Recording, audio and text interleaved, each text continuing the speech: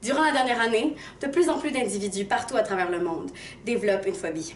Aux États-Unis, en Chine, au Laos, au Kazakhstan, au Cambodge, au Canada, en Russie, partout. Un mouvement de panique contrôle la planète. Les scientifiques sont unanimes pour dire que ce phénomène est inexplicable. Les gens sont paniqués, terrifiés, face à des craintes pour la plupart inoffensives. Nous pouvons dire que l'année 2018 aura été celle de la peur.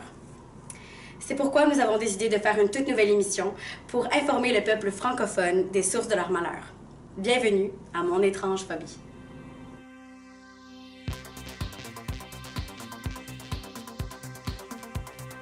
Première édition, nous allons commencer par des définitions pour mieux éclaircir le sujet.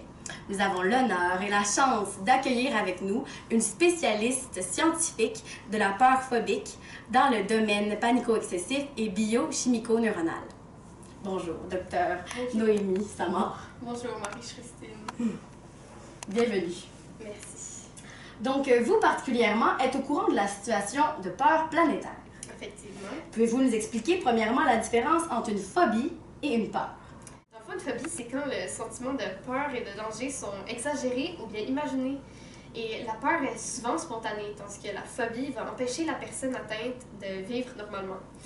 Maintenant, les gens omettent de faire la différence aussi entre la peur et l'anxiété. Dans le fond, la peur, comme je l'ai déjà expliqué, c'est très la spontanéité. Dans le fond, c'est une réaction humaine de danger soudain, tandis que l'anxiété est omniprésente et propose une sensation de peur inutile à la situation. Puis une phobie, c'est quand tu as peur des voitures. Voilà.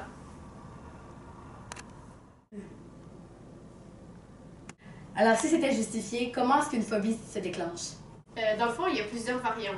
Parfois, c'est de la génétique. Donc, la mère ou le père donnent à l'enfant leur phobie, ce qui est en soi un peu méchant. Mais souvent, c'est la personne elle-même qui va générer cette phobie par le biais d'un traumatisme ou par une surconsommation de drogue. La drogue, c'est vers le qui arrêtez de consommer la drogue. Et des fois, c'est aussi une peur régulière qui persiste et qui agit comme un mutant. Pardon. À travers nos pensées, nos pensées et le temps. Wow! D'accord. Alors, quels sont les symptômes d'une phobie? Comment est-ce qu'on sait qu'on a une phobie? Dans le fond, la personne atteinte, la victime, va transpirer et va avoir de la difficulté à respirer, le cœur va battre très très vite, la personne va trembler, elle va avoir des papillons, des fourmis, et plein d'autres insectes. Et sa bouche va être très sèche, avoir des nausées, des vertiges, des mal de tête, des douleurs thoraciques, parfois tout en même temps, parfois pas. C'est selon les cas. Alors, Madame Samar, expliquez-nous. Qu'est-ce qui fait la différence entre des gens qui voient, par exemple, la Lune et qui n'ont pas peur? Alors que les gens, que pour eux, ça vient vraiment les chercher, ils peuvent plus bouger, ils deviennent stressés, comment ça... ils veulent absolument s'en aller parce qu'ils sont pas bien dans cette situation-là. Pourquoi? Eh bien, c'est tout un processus assez compliqué dans le corps humain, Madame Marie-Christine. Oui.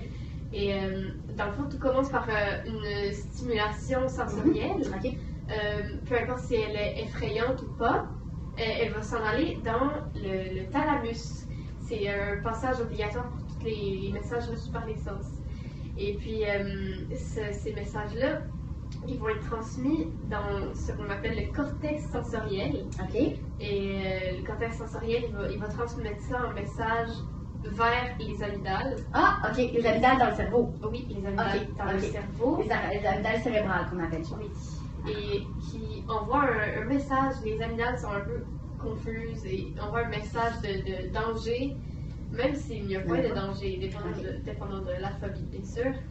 Et la personne va avoir peur de cet objet, de ces personnes, de ce type de choses qui, en soi, ne crée pas de panique aux autres personnes. OK. Alors, Madame Samar, une dernière question persiste. Est-ce que tout le monde dans sa vie va développer une phobie? Non, pas du tout. Environ une personne sur 10 va développer une phobie. Donc, tout le monde aura peur, mais une phobie, c'est plus spécifique. Entendu, merci. Merci à vous, c'est un plaisir. Oui, enchantée. Alors, maintenant, notre prochaine invité se prénomme Ilem la da da da da da da da da. Enchantée. Enchantée. Enchantée. Bon, donc, vous êtes victime d'une phobie assez insolite. Oui, voilà. Ma phobie, en fait, je vais vous en parler. J'ai peur de me faire observer par les canards. Les canards! Les canards, oui, oui. Je disais non, et Les canards. c'est un traumatisme assez présent, s'il vous plaît, un peu de respect. Donc, c'est un traumatisme qui remonte à l'enfance. Je vais bien vous le raconter, écoutez. Je jouais au parc avec mes parents, vous connaissez les enfants, assez joueurs. Et tout à coup, une belle mare à canards, avec beaucoup de canards, naturellement. En tant qu'enfant, je leur lance du pain, je joue avec eux. Et là, le drame se produit. Je me fais courir par un canard. Je me fais courir après par un canard, littéralement. Et en trébuchant, je tombe sur le regard le plus profond et le plus diabolique que j'ai vu. Excusez-moi, je peux plus. Ok! Donnez-moi une pause! Appelons une pause!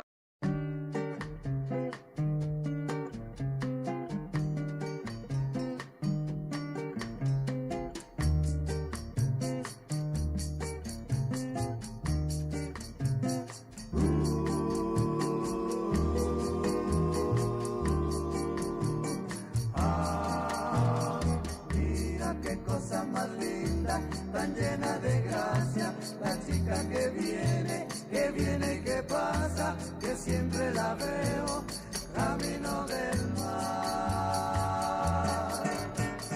Moza de cuerpo dorado, niña de Ipanema, que cuando camina se ve tan divina.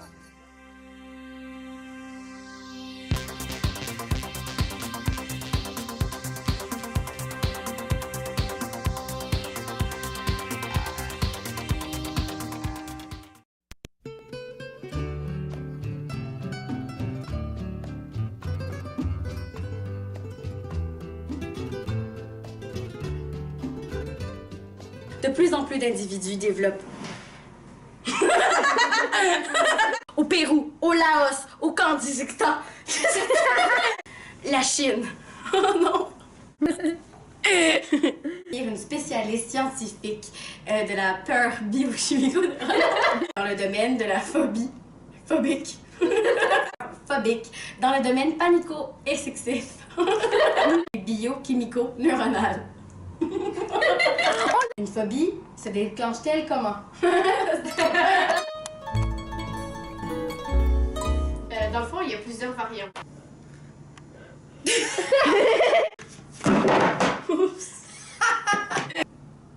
Attends, non, je sais pas comment la faire.